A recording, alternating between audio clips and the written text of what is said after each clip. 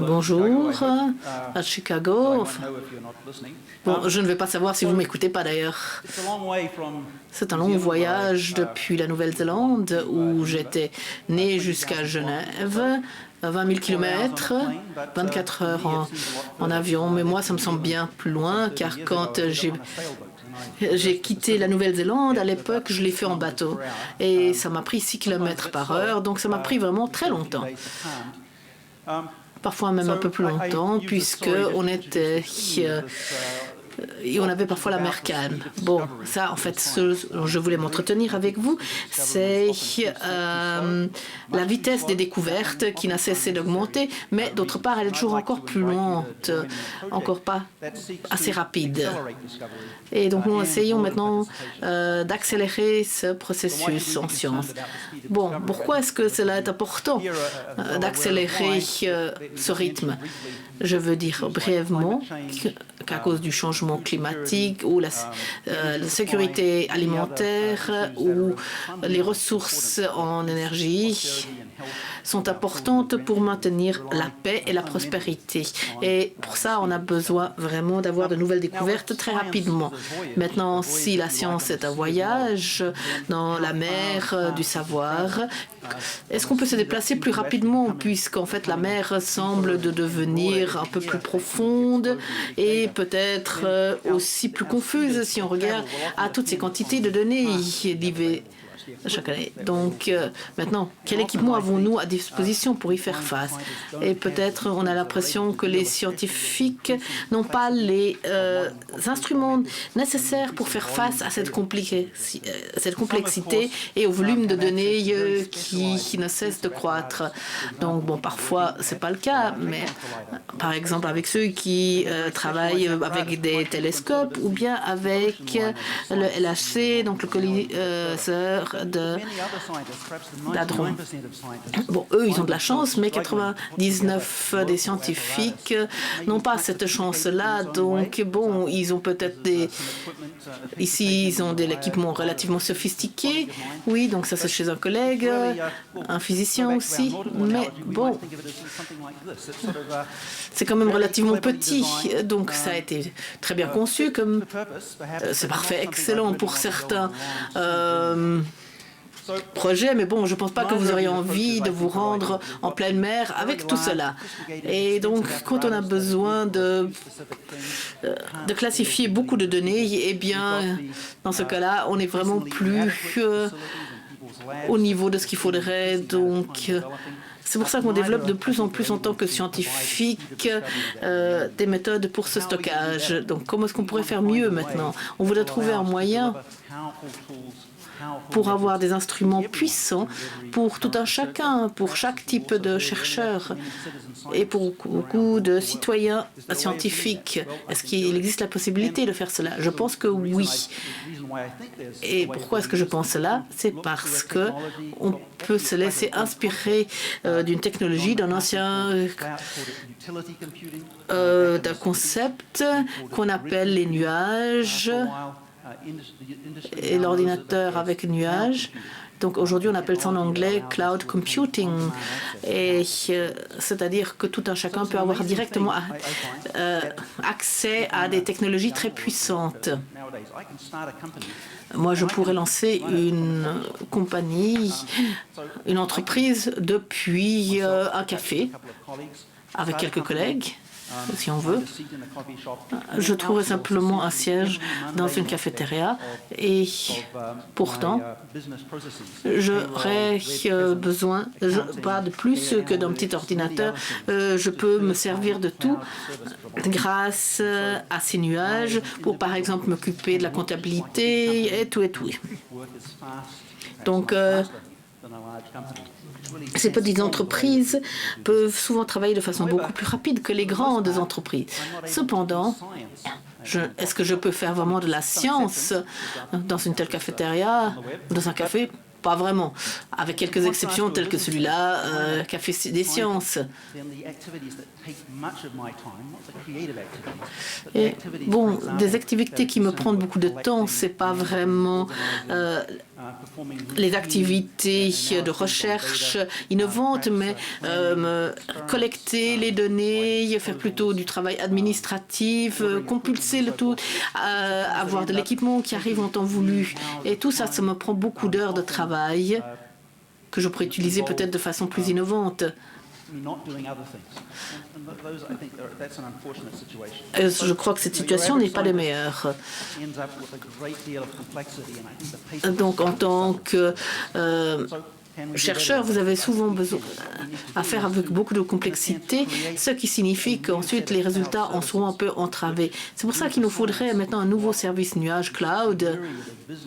C'est pour que ces services qui existent déjà en quantité infinie quasiment pour les entreprises commerciales existent aussi pour la science. Il devrait donc avoir un nuage pour les découvertes. Et donc vraiment que les activités de routine qui dominent la recherche en ce moment soient données à l'extérieur. Puisqu'en fait, là, ce n'est pas vraiment le sujet essentiel de mon savoir-faire. Et c'est ainsi qu'on pourrait avoir beaucoup plus de progrès dans les sciences. Donc maintenant, une image ici.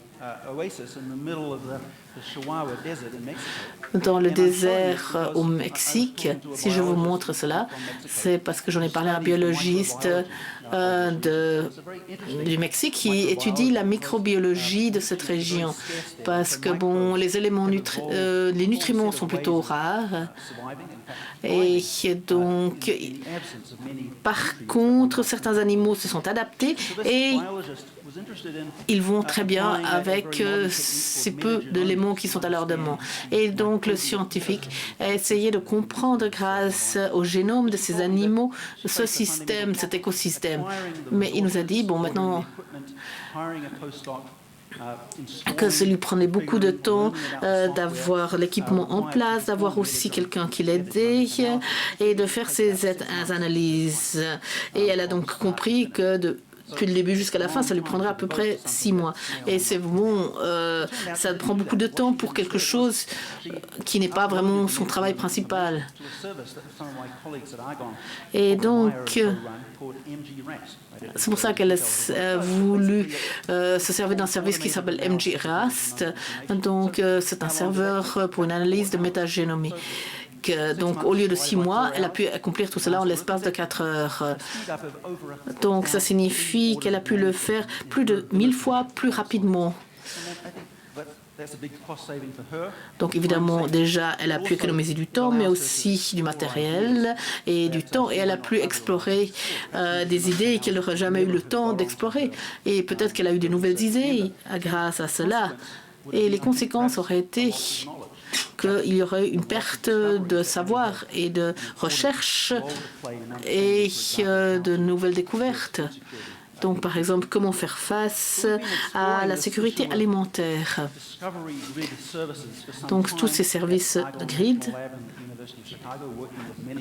au niveau national, mais aussi au niveau international, et cela se fait en Europe, mais aussi aux USA, eh bien, cela a donné beaucoup de projets en tant qu'expérimentation. Avec ce projet ici, le www.globusonline.org. Donc, on l'a développé ensemble avec le CERN pour faire face à toutes ces données du LHC. Et donc, on voulait qu'on puisse y avoir accès sur le web aussi facilement que, par exemple, des vidéos ou bien un courriel. Bon, qu'avons-nous appris? Qu'on peut faire cela et que la plupart des gens apprécient aussi cela. Maintenant, voilà, ça c'est le nombre de bytes qui ont été utilisés. Donc, 16 petabytes, donc 1 milliard de dossiers. Tous utilisent les avantages, le fait qu'ils peuvent utiliser des services simples comme pour un commerce électronique, pour gérer leurs affaires. Donc c'est une forme un peu plus sophistiquée d'analyse aussi de données scientifiques. avec Sean, je crois que les fonctions complexes en sciences ne doivent pas être complexes pour les utilisateurs. Si on fait les choses correctement, eh bien, par le web, cela devrait être disponible pour tout un chacun. Si on donne l'accès aux informations, eh bien, on peut aussi donner accès à des instruments vraiment puissants, et de sorte que les gens puissent se concentrer, les scientifiques, sur les choses qui sont vraiment importantes et faire vraiment de nouvelles découvertes. Et là, voilà, maintenant, pour cela, on ne devait pas fournir simplement des services de base. On devait vraiment quasiment former comme une sorte d'écosystème, une plateforme qui nous permet de fournir des services pour beaucoup de disciplines diverses, comme par exemple les sciences de l'ordinateur, mais l'agriculture aussi, le génie génétique et que sais-je d'autre. Donc dans ce cas-là, on trouve des personnes qui sont expertes dans cette personnel et qui s'intéressent assez à leur propre discipline pour obtenir les meilleures méthodes grâce au réseau, ensuite pour pouvoir développer plus simplement ces méthodes. Et ces personnes, qu'elles soient au Mali ou qu'elles soient aux USA, peuvent ensuite utiliser ces méthodes. Où est-ce que nous avons besoin d'aide? Bon.